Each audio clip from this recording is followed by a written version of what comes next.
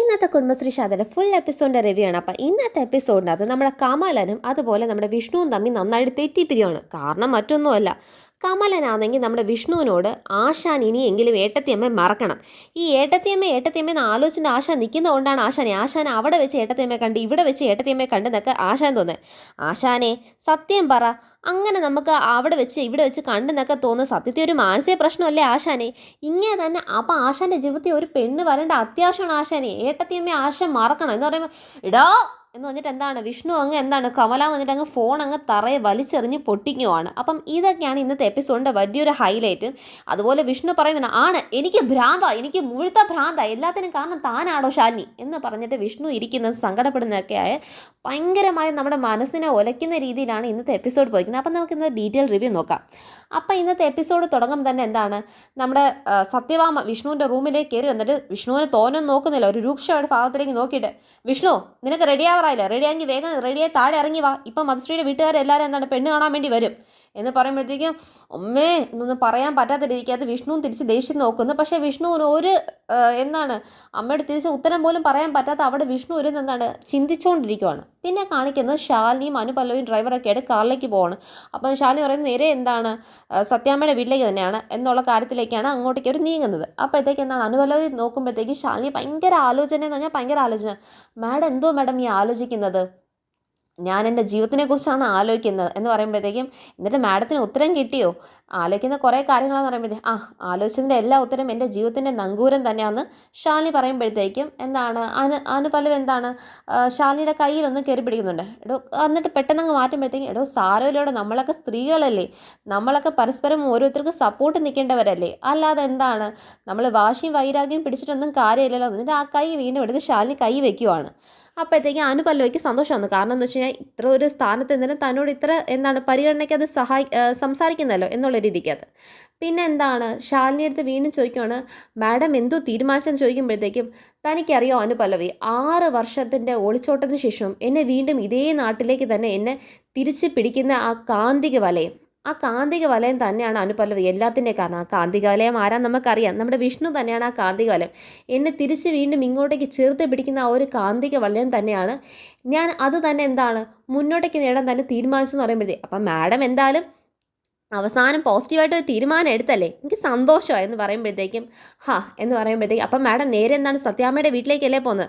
അതെ സത്യാമ്മയുടെ വീട്ടിലേക്ക് തന്നെയാണ് പോകുന്നതെന്ന് പറയുമ്പോഴത്തേക്കും അപ്പം ചടങ്ങ് എന്താണ് മാഡം 11 മണിക്കല്ലേ ചടങ്ങ് മാഡം? അതിൻ്റെ ഇടയ്ക്കകത്താണെങ്കിൽ ഇവിടെ എന്താണ് വയനാടിൻ്റെ ദുരിതാശ്വാസത്തിന് വേണ്ടിയിട്ടുള്ള ഒരു ഫണ്ടിൻ്റെ കാര്യത്തിന് വേണ്ടിയിട്ട് സീമുമായിട്ട് നമുക്കൊരു മീറ്റിംഗ് ഉണ്ടായിരുന്നു. അപ്പോൾ എല്ലാ ജില്ലയിൽ നിന്നും പങ്കെടുക്കണമെന്ന് പറഞ്ഞത്, നമ്മൾ പങ്കെടുത്തില്ലെങ്കിൽ നമ്മുടെ ഇവിടുത്തെ ഫണ്ട് ചിലപ്പോൾ അവിടെ കിട്ടിയെന്നിരിക്കത്തില്ല മാഡം എന്ന് പറയുമ്പോഴത്തേക്കും ജനങ്ങളുടെ കാര്യം തന്നെ ആദ്യത്തെ പരിഗണന കൊടുക്കണം. അപ്പോൾ എന്താണ് മീറ്റിങ്ങിലേക്ക് പങ്കെടുക്കാം. മീറ്റിംഗ് എത്ര മണിക്കാണ്? 10 മണിക്കല്ലേ? അപ്പം രാമയുടെ ഒരു കാര്യം ചെയ്യും, നേരെ കളക്ടർ ഓഫീസിലേക്ക് വിട്ടേരെ. ആദ്യം എന്താണ് മീറ്റിംഗ് അവിടെ ചടങ്ങ് 11 മണിക്കല്ലേ, അപ്പോഴത്തേക്ക് എത്താം എന്ന് പറഞ്ഞുകൊണ്ടിരിക്കുമ്പോഴത്തേക്ക് ഇവിടെ എന്താണ് സത്യാമ്മ താഴെ പറയുന്നുണ്ട്, മധുശ്രീയുടെ വീട്ടുകാരൊക്കെ ഇപ്പോൾ എത്തും. ഇപ്പോഴോ? 11 മണിക്കല്ലേ വാമി, അതിനെന്തിനാ എല്ലാവരും ഇപ്പം തന്നെ ഒരുങ്ങിക്കെട്ടി ഇവിടെ വന്നിരിക്കുന്നത്? അല്ല 11 മണിക്ക് രാഹുകാലമാണ്, അപ്പം ഞങ്ങൾ ആരും അത് ഓർത്തില്ല, ഇപ്പോഴാണ് അവരുടെ വീട്ടുകാർ വിളിച്ചത്. ആർക്കും അസൗകര്യം പ്രത്യേകിച്ച് ഇല്ലല്ലോ, 10 മണിക്ക് നമ്മളെല്ലാവരും ഫ്രീ അല്ലേ, അതുകൊണ്ട് എന്താണ് അവർക്കും ബുദ്ധിമുട്ടില്ല, അതുകൊണ്ട് 10 മണിക്ക് വരാൻ ഞാൻ പറഞ്ഞിട്ടുണ്ട്. 10 മണിക്കോ? അയ്യോ അതെങ്ങനെ ശരിയാവും സത്യാമ്മ എന്ന് പറഞ്ഞിട്ട് നമ്മുടെ ക്ഷമ വയ്ക്കുമ്പോഴത്തേക്ക് അതെന്താ ശരിയാവാത്തത്, നിനക്കെന്തോടെ കുഴപ്പം എന്ന് ചോദിക്കുമ്പോഴത്തേക്ക് അല്ല എനിക്ക് കുഴപ്പമുണ്ടായിട്ടല്ല, അവർ 11 മണിക്ക് വരാമെന്ന് പറഞ്ഞിട്ട് പിന്നെ 10 മണിക്ക് വന്നാൽ എങ്ങനെ ശരിയാവും? അതിപ്പോൾ 11 മണിക്ക് വരാനായിട്ട് എന്താണ് സമയം ശരിയല്ല, അതുകൊണ്ട് 10 മണിക്ക് വരുന്നത്. ഉടനെ എന്താണ് സത്യാമ്മ അത് പറഞ്ഞിട്ട് അങ്ങ് എണീറ്റ് പോകണം. അപ്പോഴത്തേക്ക് ഷ്യാം അറിയും, അയ്യോ കുഞ്ഞേച്ചി എടുത്ത് 11 മണിന്നാണല്ലോ പറഞ്ഞത്, കുഞ്ഞേച്ചി 10 മണിക്ക് വരുന്നതിന് 10 മണിക്ക് ഇവരിങ്ങെത്തുള്ളൂ, അപ്പം കുഞ്ഞേച്ചി വരുന്നതിന് മുമ്പ് ഇവിടെ പെണ്ണ് കാണാൻ നടക്കുമോ? അയ്യോ എനിക്ക് എന്ത് ചെയ്യണമെന്ന് അറിയത്തില്ല ദൈവം എന്ന് പറഞ്ഞാൽ ഷ്യാമ ഇങ്ങനെ ചിന്തിച്ചുകൊണ്ട് പേടിച്ചുകൊണ്ടിരിക്കുകയാണ്. അപ്പോഴത്തേക്കും സത്യാമ്മ അവിടെ നിന്ന് എണീറ്റ് പോയി കഴിഞ്ഞു. അപ്പോഴത്തേക്കും എന്താണ് രാഘവേട്ടൻ്റെ അടുത്ത് നമ്മുടെ ഈ രോഹിത് എന്നിട്ട് ചോദിക്കുവാണ്, അച്ഛാ ഈ കല്യാണം മുടക്കാൻ, ഈ പെണ്ണാണൽ മുടക്കാൻ ഈ ഒരു വഴിയും ഇല്ലേ?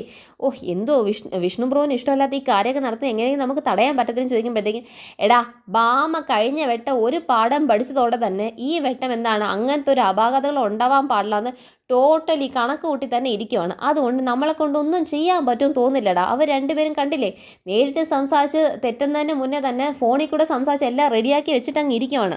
അവൾ നമ്മളെയും കടത്തി വെട്ടിയാണ് ഈ വട്ടം പെരുമാറിയിരിക്കുന്നതൊക്കെ പറയുമ്പോഴത്തേക്കും അവർ ഷോ എന്ന് പറഞ്ഞിട്ട് ഇരിക്കുവാണ്. പിന്നെയും കാണിക്കുന്നത് ശാലിനി എന്നാണെങ്കിൽ ട്രാവൽ ചെയ്തുകൊണ്ടിരിക്കുന്നതാണ് കാണിക്കുന്നത്. പിന്നെ നടുക്ക് വെച്ച് കാണിക്കുന്നത് ഈ നമ്മുടെ അല്ലാണെങ്കിൽ റോഡിനകത്ത് എന്താണ് ബൈക്ക് പഞ്ചറായി നിൽക്കുമോ, ഈ ബൈക്കിന് പഞ്ചലാവാൻ കണ്ടൊരു സമയം എന്ന് പറഞ്ഞിട്ട് നേരെ ആശാനെ വിളിക്കുക. ആശാനെ, ഞാനിപ്പോൾ അങ്ങോട്ടേക്ക് വന്നുകൊണ്ടിരിക്കുകയാണ്, അപ്പോഴേ എൻ്റെ ബൈക്ക് കേടായി, ഇത് ഇപ്പോഴും വീണ്ടും പണി മുടക്കി ആശാനെ.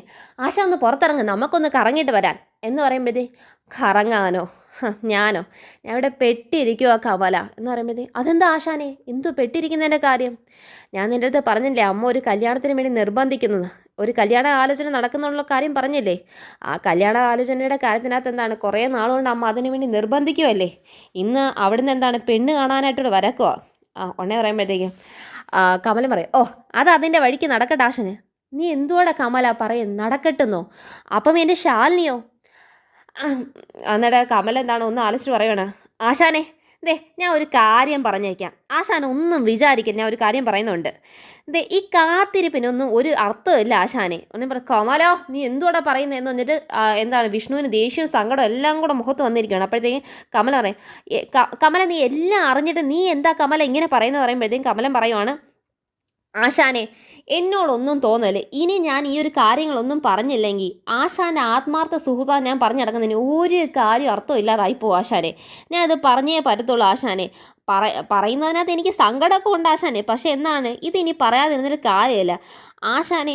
ആശാൻ തന്നെ ഒന്ന് ആലോചിച്ച് നോക്കുക, ആശാൻ എത്ര വർഷമായിട്ടാണ് ഏട്ടത്തിയമ്മയ്ക്ക് വേണ്ടി കാത്തിരിക്കുന്നത്. ഏട്ടത്തിയമ്മയ്ക്ക് പകരം ആശാൻ്റെ ജീവിതത്തിൽ മറ്റൊരു പെണ്ണ് വരേണ്ടത് ആവശ്യമാണ് ആശാനെ. ഇനിയെങ്കിലും അത് വന്നേ പറ്റത്തുള്ളൂ. ഏട്ടത്തിയമ്മയെക്കുറിച്ച് ആശാൻ ഈ ആലോചിച്ചുകൊണ്ട് നടക്കുന്നതാണ് ആശാൻ്റെ വലിയ പ്രശ്നം എന്നൊക്കെ പറയുമ്പം വിഷ്ണുവിൻ്റെ കണ്ണൊക്കെ അങ്ങ് എന്താണ് ചോര തെറിക്കുന്ന പോലത്തെ രീതിയിൽ കണ്ണ് നിറഞ്ഞങ്ങിരിക്കുവാണ്. വിഷ്ണുവിന് ദേഷ്യമുണ്ട്, ഒരു ഭാഗത്ത് സങ്കടമുണ്ട്. കാരണം ഈ പൊട്ടൻ പോലും പറയുന്നത് ഞാൻ കേട്ട് നിൽക്കേണ്ട വരുന്നല്ലോ, അത് എൻ്റെ ശാലിനിയെക്കുറിച്ച് എൻ്റെ സ്നേഹത്തിനെക്കുറിച്ച് ഇവനെ പോലും കയറി സംസാരിക്കേണ്ട ലെവലിലേക്ക് ആയിപ്പോയല്ലോ. ശാലിനി എന്നെ കളഞ്ഞിട്ട് പോയത് കൊണ്ടല്ലേ ഈ ഒരു അവസ്ഥയിലേക്ക് ഞാൻ തള്ളപ്പെട്ടെന്നുള്ള സങ്കടത്തിൽ വിഷ്ണു നിന്ന് ഇതൊക്കെ സഹിച്ച് കേൾക്കുവാണ്. ആശാൻ ഈ ഏട്ടത്തേമ്മയെക്കുറിച്ച് സർവ്വസമയം ഈ ആലോചിച്ചുകൊണ്ട് തന്നെ ഇരിക്കുവാണ് ആശാനെ. സത്യം പറഞ്ഞാൽ ഇതൊരു തരത്തിലൊരു മാനസിക പ്രശ്നമല്ലേ ആശാനെ എന്ന് പറയുമ്പോഴത്തേക്കും വിഷ്ണുവിനാണെങ്കിൽ അങ്ങ് കടിച്ചങ്ങ് കീറാനുള്ള ദേഷ്യത്തിനകത്തിരിക്കുക. വിഷ്ണുവിൻ്റെ സ്വഭാവം നമുക്കറിയാമല്ലോ.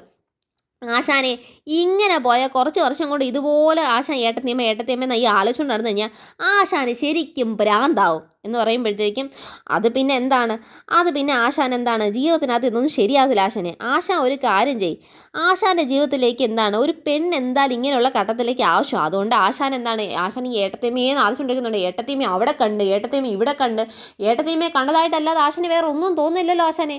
ഇതൊക്കെ ഒരു തരത്തിലൊരു മാനസിക രോഗം ആശാൻ എന്ന് പറയുമ്പോഴത്തേക്കും വിഷ്ണു മനസ്സിനകത്ത് തന്നെ സങ്കടം അടക്കി പിടിച്ച് ആലോചിക്കുന്നത് ശാലിനിയുടെ പിറകെ ഓടിയത്. ശാലിനിക്ക് വേണ്ടി അന്ന് ശാലിനി ആദ്യമായിട്ട് വീട്ടിൽ നിന്ന് ഇറങ്ങിപ്പോയ നിമിഷം ഉണ്ടല്ലോ, കുഞ്ഞിനെ കൊണ്ടുവന്നത് വിഷ്ണു കണ്ടിട്ടില്ല. കണ്ടെന്നെങ്കിൽ വിഷ്ണു തൻ്റെ ജീവൻ അമ്മയുടെ കാലിൽ വെച്ചാണ് ആ ഒരു നിമിഷത്തിന് വേണ്ടിയെങ്കിലും ശാലിനിയുടെ കൈ ഉറപ്പായിട്ട് പിടിച്ചേനെയാണ്.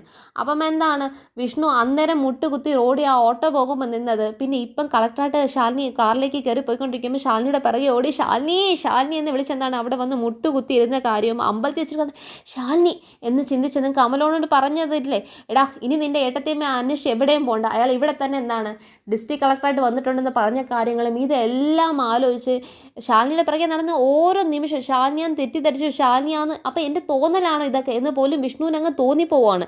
കാരണം കമലനും കൂടെ ഇങ്ങനെ പറയുമ്പോഴത്തേ ആശാൻ ഇങ്ങനെ പോയി കഴിഞ്ഞാൽ ശരിക്കും ഒരു ഭ്രാന്തനാവെന്നൊക്കെ പറയുമ്പോഴത്തേക്ക് ഇതൊക്കെ വിഷ്ണുവിൻ്റെ മനസ്സിലേക്ക് അങ്ങ് തിളച്ച് കയറി വരുവാണ്. ഇങ്ങനെ ആശാൻ ഏട്ടത്തിനെയൊക്കെ ചിന്തിച്ചുകൊണ്ടിരിക്കാതെ ആശാൻ ജീവിതത്തിൽ ഇങ്ങനത്തെ കാര്യങ്ങളൊക്കെ മാറ്റാൻ ഒരു പെണ്ണ് ആശാൻ്റെ ജീവിതത്തിൽ വരേണ്ട അത്യാവശ്യമാണ് ആശാനെ.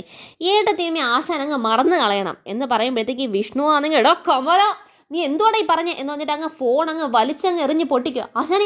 ഹലോ ആശാനെ, ആശാൻ ഞാൻ പറഞ്ഞ ഇഷ്ടമായില്ല എന്ന് തോന്നുന്നു ആശാൻ്റെ ഒരു കാര്യം എന്ന് പറഞ്ഞിട്ട് അങ്ങ് ഫോൺ അങ്ങ് എറിഞ്ഞ് പൊട്ടിച്ചിട്ട് വിഷ്ണു അവിടെ അങ്ങ് കയ്യും കുത്തി അങ്ങ് ഇരിക്കുവാണ്. ആ കയ്യും കുത്തി അങ്ങ് ഇരിക്കുമ്പോഴത്തേക്കും വിഷ്ണുവിൻ്റെ ദേഷ്യവും സങ്കടവും എല്ലാം വരുവാണ്. എന്നിട്ട് വിഷ്ണു മനസ്സിൽ പറയുവാണ്, കമല ഇവിടെ പറഞ്ഞു കഴിഞ്ഞാൽ എന്ത് പറയാനാ, ആശാൻ ഞാൻ പറഞ്ഞ ഇഷ്ടമായില്ല എന്ന് തോന്നുന്നു.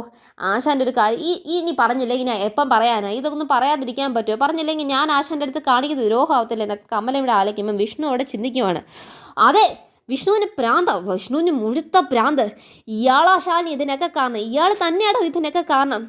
ഇയാളുടെ ഒരു ഒളിച്ചോട്ടം എല്ലാം അവസാനിപ്പിച്ചിട്ട് ഒന്ന് മടങ്ങി വാടോ ശാലിനി എന്ന് പറഞ്ഞിട്ട് വിഷ്ണു കരഞ്ഞുകൊണ്ട് ഒന്ന് മടങ്ങി വാടോ എന്നൊക്കെ പറയുമ്പോൾ വിഷ്ണുവിന് ഭയങ്കര സങ്കടം. ഞാൻ അത്ര സങ്കടത്തിനകത്ത് വിഷ്ണു അവിടെ അങ്ങ് ഇരുന്ന് കരയുവാണ്. അപ്പം ഇതൊക്കെ ആയിട്ട് അവിടെ വിഷ്ണുവിൻ്റെ സങ്കടമൊക്കെ ഇവിടെ നടക്കുമ്പോഴത്തേക്കും കമലൻ ഇങ്ങനെ ഈ ബൈക്ക് ഉരുട്ടിക്കൊണ്ട് പോകുമ്പോഴത്തേക്കും കമലൻ എന്താണ് അങ്ങനെ മുന്നോട്ടേക്ക് പോവാണ്. അപ്പോഴത്തേക്കും പെട്ടെന്ന് ശാലിയുടെ കാർ മുന്നോട്ട് പോകുമ്പോൾ ഒരുത്തനെ ഇട്ടിട്ട് കുറേ പെണ്ണുങ്ങൾ ചെന്ന് അടിക്കുന്നത്. അപ്പോഴത്തേക്കും എന്താണ് നമ്മുടെ അനുബല, ഓ മാഡം ചൈന കോളനിയുടെ പെണ്ണുങ്ങളാണ്, അവരെ കൊണ്ട് സത്യം പറഞ്ഞാൽ പോലീസിന് പോലും അവരെന്താണ് പിടിച്ചൊരു നിലയ്ക്ക് നിർത്താൻ പറ്റില്ല, പോലീസിന് പോലും പോകാൻ പേടി അവരുടെ ഇതിലേക്ക് പറയുമ്പം ശാലിനി അതിനെക്കുറിച്ചൊന്നും മിണ്ടുന്നില്ല. അപ്പം ചൈന കോളനിയുടെ പെണ്ണുങ്ങളെക്കുറിച്ച് അനുപലവയുടെ മനസ്സിൽ അത്ര നല്ല അഭിപ്രായമൊന്നും ഇല്ലാന്ന് കേൾക്കുമ്പോൾ തന്നെ മനസ്സിലാവും.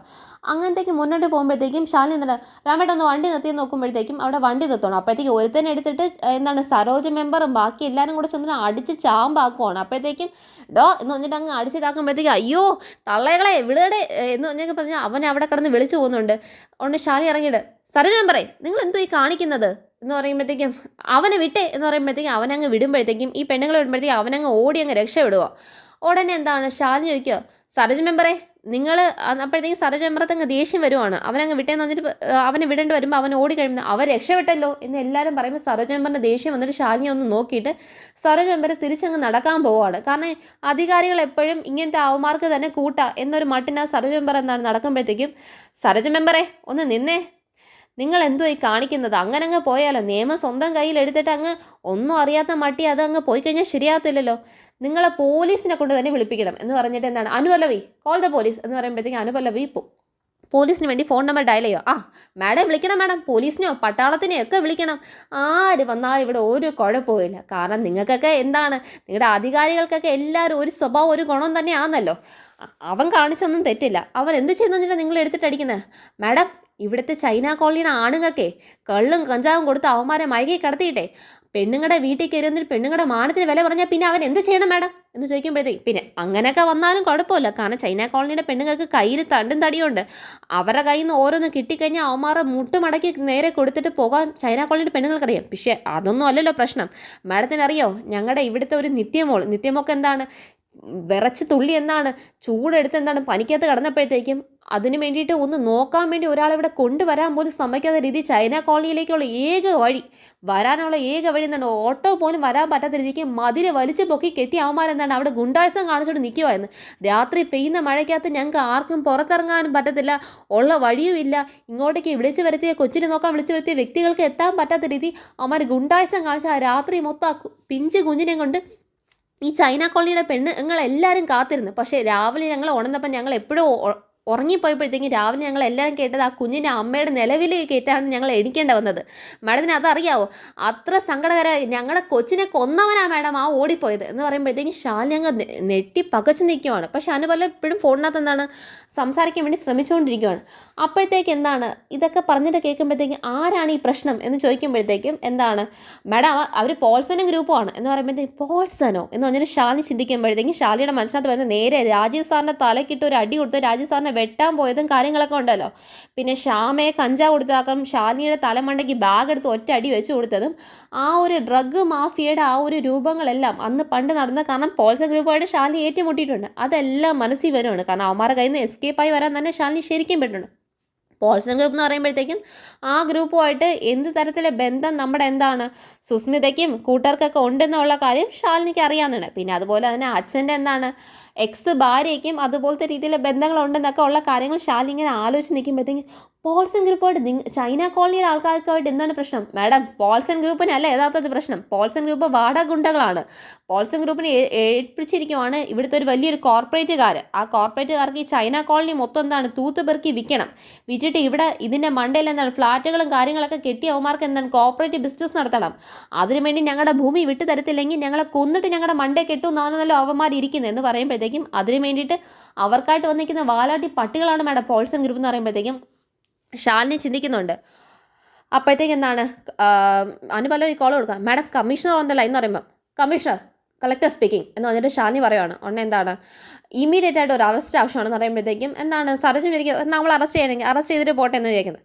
നിങ്ങൾ ആരെ ശല്യപ്പെടുത്തുന്ന പറഞ്ഞ് സരോജ് മെമ്പർ എന്ന് പറയുമ്പോഴത്തേക്കും പോൾസനും ഗ്രൂപ്പിന് നേരെയാണ് അറസ്റ്റ് വേണ്ടത്, ഇമ്മീഡിയറ്റ് ആയിട്ട് അറസ്റ്റ് ചെയ്തിരിക്കണം എന്ന് പറയുമ്പോഴത്തേക്കും എന്താണ് സരോജ് മെമ്പർ ഞെട്ടിപ്പോവാണ്. അപ്പം എന്താണ് ഫോൺ കട്ട് ചെയ്ത് ശാലിനി വാക്ക് കൊടുക്കണം, നിങ്ങളെ ചൈന കോളനിയുടെ ഒരു പെണ്ണുങ്ങളുടെയും ഒരു കുഞ്ഞുങ്ങളുടെയും ഒന്നും ജീവൻ്റെ മണ്ടയിൽ ആരും അവർ കെട്ടിടം പടുത്ത് ഉയർത്തത്തില്ല. അതിന് ഏത് വലിയ കൊമ്പനാണെങ്കിലും ഏത് കോർപ്പറേറ്റുകാരനാണെങ്കിലും ഇത് ശാലിനിയുടെ വാക്കാകുന്നതിന് ശാലിനി എന്താണ് കയറാൻ നിൽക്കുന്നതിന് മുമ്പേ മെമ്പറിനോട് പറയുന്നത്, മെമ്പർ മെമ്പറേ, നിങ്ങളൊരു പൊതുപ്രവർത്തകയാ, അത് മറന്നു കളയല്ലേ, അത് മറന്നിട്ട് ഇങ്ങനത്തെ ഒരു പ്രവർത്തനത്തിന് ഇറങ്ങല്ലെന്ന് പറഞ്ഞിട്ട് ശാലിനി നേരെ കാറിൽ കയറി ഇരിക്കുമ്പോൾ അനുമോല പറയുവാന്ന്, മാഡം അവരൊക്കെ വലിയ ഗ്രൂപ്പാണ്, ആ പറയുന്ന ബിസിനസ് ഗ്രൂപ്പും വലിയ ഗ്രൂപ്പാണ്, നമ്മൾ അവരുമായിട്ടൊക്കെ ഏറ്റുമുട്ടേണ്ട ആവശ്യമുണ്ടോ എന്ന് പറയുമ്പോൾ, പൊതുജനങ്ങൾക്ക് വേണ്ടിയിട്ട് പ്രവർത്തിച്ചില്ലെങ്കിൽ പിന്നെ എന്തിനാണ് എടോ നമുക്ക് ഈ സ്ഥാനമാനങ്ങളും കാര്യങ്ങളൊക്കെ, സാധാരണ ജനങ്ങൾക്ക് വേണ്ടി പണിയെടുക്കാനാണ് നമ്മൾ ഇരിക്കുന്നതെന്ന് പറഞ്ഞിട്ട് ശാലിനി ഇതാക്കും. കാരണം അവർ വലിയ ഗ്രൂപ്പാണ്, അത്രയും വലിയ ടീമായിട്ട്, കാരണം പോൾസൺ ടീമായിട്ട് തന്നെ ഏറ്റുമുട്ടിയാൽ ശരിയല്ലേ. ഇങ്ങനെ ശാലിനി സരോജ് മെമ്പറോട് സംസാരിച്ചുകൊണ്ട് നിൽക്കുമ്പം തന്നെ നമ്മുടെ കാമലൻ ശാലിനിയെ കാണുവാണ്. ഏട്ടത്തി അമ്മ എന്ന് പറഞ്ഞിട്ട് എന്താണ് അവൻ നോക്കിയിട്ട് എന്താണ് ഫോൺ എടുത്ത് ആശായെ വിളിക്കാൻ നോക്കുന്നു. കുറച്ചു നേരം അവനെ സ്തംഭിച്ചവിടെ നിൽക്കുവാണ്. ശാലിനി തന്നെ നോക്കി സ്തംഭിച്ചിരിക്കുക. കാരണം ആ കാഴ്ച അവൻ്റെ കണ്ണ് ഉൾക്കൊള്ളാതെ അങ്ങ് നിൽക്കുമ്പോഴത്തേക്ക് അവൻ തിരിച്ച് അപ്പോഴത്തേക്ക് ശാലിനി കാറിൽ കയറി കഴിഞ്ഞു. കാറിൻ്റെ പിറകെ ഏട്ടത്തിയമ്മേ ഏട്ടത്തിയമ്മേ എന്ന് പറഞ്ഞിട്ട് അങ്ങ് ശരിക്കും കമലനങ്ങ് ഓടുകയെന്ന് പറഞ്ഞാൽ ശാലിനിയുടെ പിറകെ ഓടും. അങ്ങനെ ഓടി ഓടി അടച്ച് ഒരു ഭാഗം എത്തുമ്പോഴും ഈ എന്താണ് സരോജ് മെമ്പർ നോക്കും, ഇവനെന്തൊരു ശാലിനിയുടെ പിറകെ ഇത്ര ഓടുന്ന ഏട്ടത്തിയമ്മയെന്ന് വിളിച്ചിട്ട് അത് നമ്മുടെ എന്താണ് സരോജ് മെമ്പർ കണ്ടു കഴിഞ്ഞു. അവരങ്ങ് പിറകെ ഓടുകയെന്ന് ഓടുക. അതിൻ്റെ ഇടയ്ക്ക് വെച്ച് ഒരു വട്ടം അവൻ അടച്ച് നിൽക്കുമ്പോഴത്തേക്ക് അവൻ ആശാൻ വിളിക്കും. ഓ, ആശാൻ ഫോൺ എടുക്കുന്നില്ല, കാരണം വിഷ്ണു ആ ഫോൺ തറയെറിഞ്ഞ് പൊട്ടിച്ചിട്ട് പോയിരിക്കുന്നില്ല, വിഷ്ണുവിൻ്റെ കോളിലേക്ക് കോൾ വരുന്നില്ല. അപ്പോഴത്തേക്ക് എന്താണ് ഇവൻ ഇങ്ങനെ വിളിച്ചിതാക്കി നിൽക്കുമ്പോഴും ശാലിനി അങ്ങ് മുന്നോട്ട് കാറ് പോവാണ്. ഇവൻ എന്താണ് അവിടെ അണച്ച് നിൽക്കുവാണ്. ഇവിടെ എന്താണ് സത്യാമ്മ എല്ലാവരും എന്താണ് പെണ്ണിൻ്റെ വീട്ടുകാരെ സ്വീകരിക്കാനായിട്ട് കാത്തിരിക്കുന്നതാണ് ഇന്നത്തെ എപ്പിസോഡ് കാണിച്ചിരിക്കുന്നത്. അപ്പോൾ ഇതാണ് ഇന്നത്തെ കുടുംബശ്രീ ശാരദ റിവ്യൂ. എല്ലാവർക്കും ഇഷ്ടപ്പെടുന്ന വിചാരിക്കോ. എല്ലാവരും കമൻറ്റ് ചെയ്യോ, ലൈക്ക് ചെയ്യോ, ഷെയർ ചെയ്യോ, സബ്സ്ക്രൈബ് ചെയ്യോ. താങ്ക്